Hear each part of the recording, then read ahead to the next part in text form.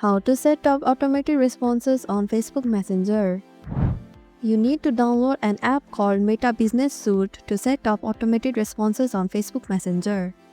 First, open the Play Store or App Store on your device. Tap on the search icon at the bottom right corner of the screen. In the search bar, type in Meta Business Suite. Perform your search and hit the Meta Business Suite option. Now click on the Install button to download this app.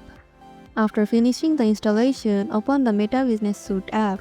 The existing pages on your device will be automatically shown here, or you need to log in.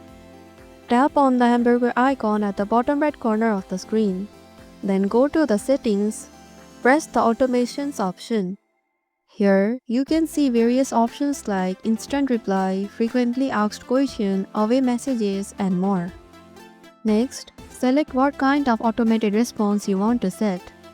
For example, I want automated responses by instant reply. Tick on the Messenger option in the Channel section. You can change the default message if you want, just tap on the pin icon. Finally, press the Save button at the bottom. This is how you can set up automated responses on Facebook Messenger.